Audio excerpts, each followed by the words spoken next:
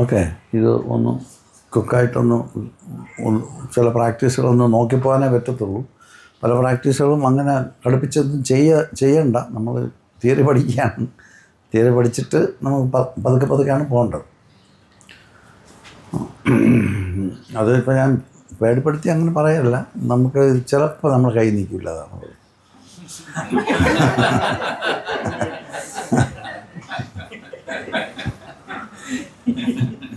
അങ്ങനെ, കാരണം ഈ വൈബ്രേഷൻ മാറുമ്പോഴേ ബോഡിയുടെ ഒരു നോർമൽ ഒരു പ്ലാൻ ഉണ്ടല്ലോ, ആ പ്ലാനിൽ നിന്ന് അല്പം അങ്ങോട്ടും ഇങ്ങോട്ടും മാറിയാൽ പെട്ടെന്ന് എന്തോ കുഴപ്പമുണ്ടെന്ന് നമുക്ക് തോന്നിക്കും. അങ്ങനെയാണ് ഈ പ്രശ്നം വരുന്നത്. പെട്ടെന്ന് എന്തോ കുഴപ്പമായിപ്പോയെന്ന് അങ്ങ് തോന്നിക്കും. ഈ തോന്നലിൽ നിന്ന് പിന്നെ അതങ്ങ് വളരുകയാണ്. പിന്നെ ഒന്നും ചെയ്യാൻ പറ്റില്ല, അങ്ങ് വളർന്നുകൊണ്ടിരിക്കും. ശ്വാസം ഒന്നും കാണത്തില്ല, ആക്ച്വലി ഒന്നും കാണുന്നില്ല. ചിലപ്പോൾ ശ്വാസത്തിൻ്റെ നിലയിൽ അല്പം വ്യത്യാസം വന്നതാണ്, ഫെമിലിയർ അല്ല. ഈ നമുക്ക് അറിഞ്ഞൂടാത്ത മേഖലയിലോട്ട് ഇറങ്ങുമ്പം വരുന്ന ഒരു പ്രയാസമുണ്ടല്ലോ. ഇപ്പോൾ വീട്ടിൽ നിന്ന് നമ്മൾ മാറി ലോഡ്ജിൽ പോയി കിടക്കുമ്പോൾ ഉറങ്ങാൻ ആദ്യം കുറച്ചൊരു പ്രയാസം വരില്ല, അതുപോലുള്ളൊരു കാര്യം മാത്രമേ ഉള്ളൂ. അത്രേ ഉള്ളൂ അത് ആക്ച്വലി. പക്ഷേ ആ പ്രയാസം വരും. മാറിക്കിടന്നാൽ ഉറങ്ങാൻ പറ്റാത്ത ആളുകളുണ്ട്. ഇപ്പോൾ നമ്മൾ എവിടെ കിടന്നാലും ഉറങ്ങുന്നുള്ളവർക്ക് ഈ പ്രശ്നമില്ല. അങ്ങനെ ചെയ്യാൻ പറഞ്ഞാൽ സാറ് അങ്ങനെ ചെയ്യാൻ പറഞ്ഞാൽ അങ്ങനെ ചെയ്യാം, എന്തെങ്കിലും ആവട്ടെ. അപ്പോൾ സാറ് പറഞ്ഞാൽ അത് വേണ്ട, നിർത്തടേ, നീ മറ്റേ ചെയ്യുന്ന ശരി, അത് ചെയ്തോളാം. ഇങ്ങനെ അപ്പോൾ നമ്മൾ ആരോ ഒരാളിൽ നമ്മളിത് കൊടുത്ത് വെച്ചിരിക്കുകയാണ്. അപ്പോൾ അദ്ദേഹം നോക്കിക്കോളൂ എന്ന് പറഞ്ഞാൽ ഒരൊറ്റ സമർപ്പണം. അവിടെയാണ് ഈ ഗുരു എന്ന് പറയുന്ന സങ്കല്പം ഈ നമ്മുടെ വലിയ ഒരു ഗൈഡായിട്ട് മാറുന്നത്. നമ്മളാണത് ഉണ്ടാക്കുന്നത്. അദ്ദേഹം ഒന്നും ഡിമാൻഡ് ചെയ്യുന്നില്ല. ഗുരുസ്ഥാനം പോലും ഒരു നല്ല ഗുരുക്കന്മാരും ഗുരുസ്ഥാനം ഡിമാൻഡ് ചെയ്യുന്നില്ല. അവർ ഒരു നോളജുമായിട്ട് റിലേറ്റ് ചെയ്യുന്നു. അങ്ങനെ റിലേറ്റ് ചെയ്യാൻ വരുന്നവരുമായിട്ട് റിലേറ്റ് ചെയ്യുന്നു, അത്രേ ഉള്ളൂ. അപ്പം അങ്ങനെ റിലേറ്റ് ചെയ്യാൻ നേരത്ത് നന്മ ഉണ്ടാകണമെന്ന് തോന്നിക്കും. അപ്പോൾ ചിലപ്പോൾ ഈ വരുന്ന ആളുകൾക്ക് ചിലപ്പോൾ ആ തോന്നൽ ചിലപ്പം കാണണമെന്നില്ല. നമുക്കെന്തെങ്കിലും കിട്ടുന്ന മാറ്റിയിട്ട് പോകാമെന്നുള്ളതായിരിക്കും ജനറലി ഒരു ഐഡിയ. സാധാരണ മനുഷ്യൻ്റെ മൈൻഡ് അങ്ങനെയാണ്. അവിടെ നിന്നിട്ടാണ് ഒരാളിത് പഠിക്കാൻ പോകുന്നത്. അപ്പോൾ അവിടെ ഉണ്ടെന്ന് പറയുമ്പോൾ അവിടെ പോയിട്ട് പഠിച്ചിട്ട് നമുക്ക് ഇതാകാമെന്നാണ്. അതിപ്പോൾ ഒരാൾ വരുമ്പം തന്നെ അറിയാമല്ലോ ആൾ എങ്ങനെയാണ്. അപ്പോൾ അതിനനുസരിച്ചായിരിക്കും ടീച്ചിങ് പോകുന്നത്. അപ്പോൾ ഇത് ഇൻഡിവിജ്വൽ ടീച്ചിങ്ങാണ്. നമ്മൾ ഗ്രൂപ്പിലിരുന്നുകൊണ്ടാണ് ചെയ്യാൻ ശ്രമിക്കുന്നത്. അപ്പോൾ അതുകൊണ്ട് അതിൻ്റേതായ ഒരു ലിമിറ്റേഷൻ ആക്ച്വലി ഗ്രൂപ്പിനുണ്ട്. എന്നാൽ ഇപ്പോൾ ഒരേപോലെ നമ്മളിപ്പോൾ എല്ലാവരും ഇപ്പോൾ ഒരേപോലെ കുറേ ദിവസം ഇരുന്ന് പ്രാക്ടീസ് ചെയ്തുകൊണ്ടിരിക്കുകയാണെങ്കിൽ ആ ഗ്രൂപ്പിൻ്റെ ഒരു ഭയങ്കര ഡൈനാമിക്സുണ്ട്. കാരണം ഈ അറ്റ്മോസ്ഫിയറൊക്കെ അങ്ങ് മാറും. നമ്മൾ ഒരു ഗ്രൂപ്പിലിരുന്ന് ചെയ്യുന്ന അറ്റ്മോസ്ഫിയർ ഭയങ്കരമായിട്ട് അങ്ങ് മാറും. മറ്റേ ആൽഫ, തീറ്റ, ഗാമ, ഡെൽറ്റ എന്നൊക്കെ പറഞ്ഞ് എന്തൊക്കെ പിന്നെയും വേറെ എന്തൊക്കെ പുതിയതായിട്ടുണ്ട്. അപ്പോൾ ഈ പറയുന്ന ഇതിൻ്റെ ചില വേവ്സ് കോൺസെൻട്രേഷനൊക്കെ ഭയങ്കരമായിട്ടുള്ള പീസ്ഫുൾ എക്സ്പീരിയൻസ് തരുന്ന ഒരു വൈബൊക്കെ ഉണ്ട് ലോകത്ത്. അപ്പോൾ അതുകൊണ്ട് ഗ്രൂപ്പിൽ അങ്ങനെയൊക്കെയുള്ള ഭയങ്കര മാർവൽസൊക്കെ ചെയ്യാൻ പറ്റും. പക്ഷേ അറ്റ് ദ സെയിം ടൈം നമ്മൾ ഈ ഗ്രൂപ്പിന് വലിയ ലിമിറ്റേഷനുണ്ട്. അതെന്ന് വെച്ചാൽ പല ഡിഫറൻറ്റ് സ്ട്രാറ്റയിൽ നിൽക്കുന്ന ആളുകൾ ഒരുമിച്ച് കൂട്ടിയിട്ടല്ലേ നമ്മളിത് പറയുക. അപ്പം നമ്മുടെ പ്രയർ എന്താണ്? ആർക്കും ഒരു ബുദ്ധിമുട്ടും ഉണ്ടാകരുത്. ഈ പ്രയറിലാണ് നമ്മൾ നിൽക്കുന്നത്. അറിയാൻ പറ്റത്തില്ല, ബുദ്ധിമുട്ടൊന്നും അല്ല. നിൽക്കുന്ന സ്ഥലത്തൊന്ന് മാറുമ്പോൾ ഒരു ബുദ്ധിമുട്ട് എക്സ്പ്രസ് ചെയ്യും. അത് അങ്ങനെയാണത്. അൺഫെമിലിയർ ടെറൈനിലോട്ട് ഇറങ്ങാൻ തുടങ്ങുമ്പോൾ പെട്ടെന്ന് ഒരു വെപ്രാളം വരും. അപ്പോൾ ഈ പാത്തെന്ന് പറയുന്നത് അടുത്ത മുഹൂർത്തത്തിനെ കുറിച്ച് ആക്ച്വലി നമുക്കൊന്നും അറിയത്തില്ല. ഇതെന്നല്ല ഒരു കാര്യത്തിനും. അടുത്ത മുഹൂർത്തത്തിനെ കുറിച്ച് ഒന്നും അറിഞ്ഞുകൂടാതെ അടുത്ത മുഹൂർത്തത്തിലോട്ട് ഇറങ്ങി ശീലിച്ചിരിക്കുന്നവരാണെങ്കിലും ആ അവയർനെസ് നമുക്ക് ഇല്ലാത്തത് കൊണ്ട് ഇതിനകത്തില്ലത്. അപ്പോൾ അത് ഇല്ലാതെ വരുമ്പോഴത്തേക്ക് നമുക്ക് ഇറങ്ങാൻ തുടങ്ങുമ്പോൾ വെപ്രാളം വരും. ചെറിയൊരു സെൻസേഷൻ മാറുമ്പോൾ ചത്തുപോകുമെന്ന് തോന്നി, ഒന്നും സംഭവിക്കില്ല. അങ്ങനെ ഒരു വെപ്രാളം വന്നു കഴിഞ്ഞാൽ പിന്നെ ഇത് തിരിച്ച് ഒന്നും സംഭവിക്കില്ല എന്നറിയാം. തിരിച്ച് അവർ വന്ന് ലാൻഡ് ചെയ്യാൻ കുറച്ച് സമയമെടുക്കും. ആ സമയത്തിനിടയ്ക്ക് ഇത് ബിൽഡപ്പ് ചെയ്തുകൊണ്ടിരിക്കും. ഈ ആളുടെ പാനിക്ക് അവർ ബിൽഡപ്പ് ചെയ്യും. ഒന്നുമില്ല, ചൂടുവെള്ളം കുടിച്ചാൽ മാറുന്നതേ ഉള്ളൂ. ശരിക്കും നിങ്ങൾ ഒരു കുട്ടൻ വെള്ളം കാച്ചി വെച്ചിട്ടിരിക്കുക, ഇതങ്ങ് കുടിച്ചുകൊണ്ടിരിക്കുക, സംഗതി ഒന്നും സംഭവിക്കത്തില്ല. ഇത് അൾട്ടിമേറ്റായിട്ടുള്ള മെഡിസിനാണ് ഞാനീ പറയുന്നത്. നിങ്ങളുടെ പ്രാക്ടീസിൽ വരുന്ന ബുദ്ധിമുട്ടുകൾ അപ്പോൾ ഈ വെള്ളം കുടിക്കുമ്പോൾ അകത്ത് പ്യൂരിഫിക്കേഷൻ എന്ന് പറഞ്ഞ വെള്ളവുമായിട്ട് ബന്ധപ്പെട്ട് കിടപ്പുണ്ട് എന്ന് പറഞ്ഞ പോലെ നമ്മളെ പ്യൂരിഫൈ ചെയ്യാൻ വേണ്ടി ശ്രമിച്ചുകൊണ്ടേയിരിക്കുക. വെള്ളത്തിന് ഈ രണ്ട് കാര്യങ്ങളുണ്ട്. അപ്പോൾ അകത്ത് ഇന്നർ പ്യൂരിഫിക്കേഷൻ നടത്തുന്നത് നമ്മൾ അതിന് അനുഗുണമായി നിന്ന് കൊടുക്കുക. മൈൻഡിൽ നോക്കിയിട്ട് നമുക്ക് എന്തെങ്കിലും കോൺഫ്ലിക്റ്റ് ഉണ്ടെങ്കിൽ കോൺഫ്ലിക്റ്റ് ഉള്ള സമയത്തൊന്നും ചെയ്യാതിരിക്കുക. ഇത്രേ ഉള്ളൂ. നിങ്ങളുടെ നിങ്ങളുടെ കയ്യിലുണ്ട്. എന്തെങ്കിലും ജീവിതമല്ലേ, എന്തെങ്കിലുമൊക്കെ കോൺഫ്ലിക്റ്റുകൾ വരും. കോൺഫ്ലിക്റ്റ് വരുന്ന സമയത്തൊന്നും ചെയ്യാതിരിക്കുക. സമാധാനമായിട്ട് കോൺഫ്ലിക്റ്റ് നോക്കിക്കൊണ്ടിരിക്കുക. കോൺഫ്ലിക്റ്റ് ഇല്ലായിരിക്കുമ്പോൾ നിങ്ങൾ പ്രാക്ടീസ് ചെയ്യുക. ഇതതിൻ്റെ ബേസിക് പ്രിൻസിപ്പിളാണ്. കോൺഫ്ലിക്റ്റിംഗ് ടൈം എന്ന് പറയുന്നത് പ്രാക്ടീസിനുള്ളതല്ല. ബേസിക് സാനിറ്റി ആവശ്യമാണ്, ബേസിക് കാംനെസ് ആവശ്യമാണ്, ബേസിക് സ്റ്റെബിലിറ്റി ആവശ്യമാണ്, ബേസിക് റിലാക്സേഷൻ ആവശ്യമാണ്. ഇതാണ് അതിൻ്റെ കണ്ടീഷൻ. അതുണ്ടെങ്കിൽ എന്തുവാണെങ്കിലും ചെയ്യാം നിങ്ങൾക്ക്. പക്ഷെ ചിലപ്പോൾ കാണത്തില്ല. കാണാതിരിക്കുമ്പോൾ ചെയ്യണ്ട, അല്ലേ?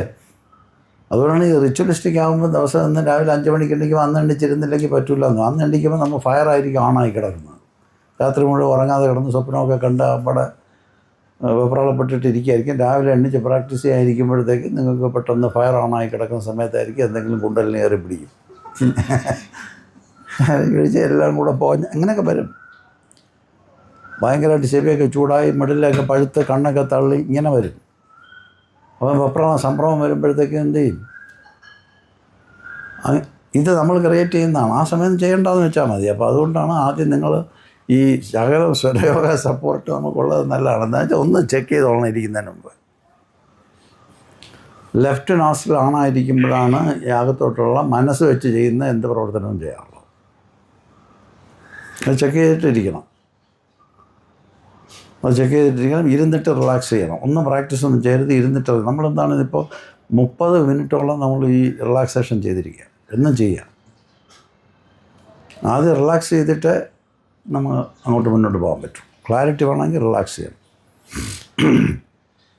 അപ്പോൾ അതുകൊണ്ട് ആദ്യം പ്രിപ്പറേഷൻ എന്ന് പറഞ്ഞു കഴിഞ്ഞാൽ നമ്മൾ എന്തെങ്കിലുമൊക്കെ ഫിസിക്കലായിട്ട് വല്ലതും ചെയ്യുന്നതെങ്കിൽ ചെയ്തിട്ട് ക്ലാരിറ്റിക്ക് വേണ്ടി, സമാധാനമാണ് ക്ലാരിറ്റി എന്ന് പറഞ്ഞാൽ, സമനില കിട്ടുന്നതിന് വേണ്ടി നമ്മൾ കുറച്ച് നേരം ഇരുന്നിട്ട് ചെക്ക് ചെയ്ത് നോക്കണം. 2 നോസ്ട്രിൽ തുറന്നിരുന്നാൽ നല്ല സമയമാണ് നിങ്ങൾക്ക് ചെയ്യാം.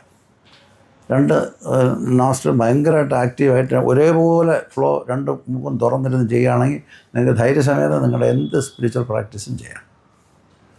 വലത്തെ നോസ്ട്രിൽ ഓപ്പൺ ആയിരുന്നാൽ നിങ്ങൾക്ക് ചില പ്രാക്ടീസുകൾ മാത്രമേ ചെയ്യാൻ പറ്റുള്ളൂ. എല്ലാ പ്രാക്ടീസും പ്രാണൻ്റെ ചില പ്രാക്ടീസുകൾ ചെയ്യാം. പക്ഷേ അത് വളരെ പവർഫുള്ളായിട്ട് അനുഭവപ്പെടും. അപ്പം റൈറ്റ് നോസ്ട്രിൽ ആണായിരിക്കുമ്പോൾ ഈ കർമ്മത്തിലോട്ട് നമ്മൾ ഇറങ്ങുന്നത് ചിലപ്പം ഭയങ്കരമായിട്ട് പുഷ് ചെയ്യും. അത് വേണ്ട. നിങ്ങളുടെ ലെഫ്റ്റ് നോസ്ട്രിൽ ആണായിരിക്കുമ്പോൾ നിങ്ങൾ തുടങ്ങിക്കോ. നിങ്ങൾക്ക് ഒന്നും പറ്റില്ല, ഭ്രാന്തൊന്നും വരത്തില്ല. സമാധാനമായിട്ടിരുന്ന് ചെയ്യാൻ പറ്റും. അപ്പോൾ അവിടെ അതാണ്. അപ്പോൾ ആദ്യം നോക്കി രണ്ടും ഏതാണ്ട് ബാലൻസ്ഡായി ഇരിക്കുന്നു. ഒന്നിലേക്ക് ചാടാൻ തുടങ്ങുന്ന സമയത്ത് ചെയ്യേണ്ട. ഇത് അവർ 4 മിനിറ്റ് കിട്ടത്തുള്ളൂ. അപ്പോൾ ആ സമയം നമ്മൾ സ്കിപ്പ് ചെയ്ത് പോകും. അറിയാതെ ആ സമയത്തായിരിക്കും. ഇപ്പോൾ കുളിച്ചൊക്കെ എടുത്ത് വരുമ്പോഴത്തേക്ക് ഇതങ്ങ് മാറും. അപ്പോൾ അതുകൊണ്ട് ഇത് ചെക്ക് ചെയ്താലും ചിലപ്പോൾ നമുക്ക് ഇരുന്ന് ആ സമയം കിട്ടുള്ളൂ. 5:30 മണിയേ ഉള്ളൂ. 6 മണി വരെ ഇരിക്കാം. അപ്പോൾ ആ സമയത്ത് ഇത് ചെക്ക് ചെയ്തിട്ട് ലെഫ്റ്റ് നോസ്ട്രിൽ ആണെന്നുണ്ടെങ്കിൽ നിങ്ങൾക്ക് കുറച്ച് ഈസിയായിട്ട് അങ്ങോട്ട് പോകാം. അപ്പോൾ ഇരുന്നൊന്ന് റിലാക്സ് ചെയ്തതിന് ശേഷം പോകാവും. ഇരുന്ന് നിങ്ങൾ 20 മിനിറ്റ് റിലാക്സ് ചെയ്യുകയാണെങ്കിൽ ഇത് മാറും. മാക്സിമം 20 മിനിറ്റാണ്. അപ്പോൾ ആ 20 മിനിറ്റ് റിലാക്സ് ചെയ്യാൻ ഉപയോഗിച്ച് കഴിഞ്ഞാൽ ഇത് മാറിയിട്ട് നമ്മൾ റിലാക്സ്ഡ് ആകുമ്പോൾ ഈ എലമെൻറ്റ് നമുക്ക് കൺഡ്യൂസീവായിട്ട് വരും. എലമെൻറ്റ് ഇമ്മീഡിയറ്റ്ലി അവിടെ നിന്ന് മാറിയിട്ട് എയറിലോ ഈതറിലോട്ട് മാറിപ്പോകും. എയറും ഈതറും എലമെൻറ്റ് ഡോമിനേറ്റ് ചെയ്തിരിക്കുന്ന സമയത്ത് ഡെഫിനറ്റായിട്ട് നിങ്ങൾക്ക് പ്രാക്ടീസ് ചെയ്യാവുന്ന സമയമാണ്. അതാണ് സമയം. അത് അറിയാമല്ലോ. നമ്മൾ ചെക്ക് ചെയ്യാൻ വേണ്ടി ഞാൻ ബോർഡിലൊക്കെ എഴുതിയിട്ടിരുന്നല്ലോ, കഴിഞ്ഞ പ്രാവശ്യം എഴുതിയിട്ട്.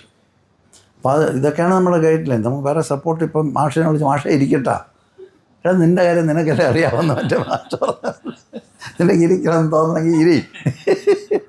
കറക്റ്റാണ്. ഇരിക്കണമെന്ന് അപ്പോഴേ തോന്നുള്ളൂ. ഇപ്പോൾ ഇരിക്കണ്ടെന്ന് തോന്നുന്നതുകൊണ്ടാണ് അങ്ങനെ വിളിച്ച് ചോദിക്കുന്നത്. സ്വാമി പറഞ്ഞിട്ടില്ല ഞാൻ ഇരുന്നത്. അപ്പോൾ അപ്പോൾ അതുകൊണ്ട് നിങ്ങൾക്ക് നല്ലവണ്ണം ഇരിക്കാനായിട്ടാണ് പുഷ് വരുന്ന ആ സമയത്തേ വരും. എയർ എലമെൻറ്റ് ഡോമിനേറ്റ് ചെയ്തിരിക്കുന്നത് മുതൽ ഈതർ പിന്നെ സുഷുമ്ന ആക്റ്റീവായി വരുന്ന സമയം വരെ ആ പ്രഷർ ഉണ്ടാകും. അതല്ലെങ്കിൽ നമുക്ക് അതിന് അനുകൂലമല്ലാത്ത സമയത്ത് നമ്മൾ എന്തോ ചെയ്യുന്നു എന്നുള്ളതാണ്. അപ്പോൾ അതുകൊണ്ട് അത്രയും സമയം ചുമ്മാ വെറുതെ പോകുമ്പോൾ ഇരിക്കുക. അപ്പോൾ ആദ്യം ഇരിക്കുക, റിലാക്സ് ചെയ്യുക, ചെക്ക് ചെയ്ത് നോക്കുക. നോസ്റ്റിൽ ഇടത്തോട്ട് മാറിയിട്ടുണ്ട്, ഒരു പ്രിപ്പറേഷൻ ഏതാണ്ടായി വരുന്നു. ചിലപ്പോൾ 2 മൂക്കും അങ്ങ് തുറന്ന് കിട്ടുകയാണെന്നുണ്ടെങ്കിൽ ചെറുതായിട്ട് തുറക്കുക മതി. ഈവനായി വരുമ്പോൾ നിങ്ങൾക്ക് അറിയാം നിങ്ങളുടെ ഈതർ എലമെൻ്റ് ആക്റ്റീവാണ്. ആ സമയത്ത് വേറെ ഒരു കർമ്മവും നല്ലതല്ല എന്നാണ്. സ്വരയോഗം എടുത്ത് വായിച്ചാൽ അറിയാം. ഈതർ എലമെൻ്റ് ഡോമിനേറ്റ് ചെയ്ത് കഴിഞ്ഞാൽ വീട് വയ്ക്കാൻ ഇറങ്ങും ചിലർ. അവൻ്റെ വീട് പോയി ഒന്നുമില്ലായിരിക്കുന്ന സമയത്ത് വീട് വയ്ക്കാൻ ഇറങ്ങിക്കഴിഞ്ഞാൽ വീടൊന്നും നടക്കത്തില്ല, ആകെപ്പാട് പ്രശ്നമാകും. ഈതർ എലമെൻ്റ് ആക്റ്റീവായി നിൽക്കുന്ന സമയത്ത് സിനിമ എടുക്കാൻ പോയി ഞാൻ. അതാണ് ഞാൻ ഇപ്പോൾ ഇവിടെ ഇരിക്കുന്നത്.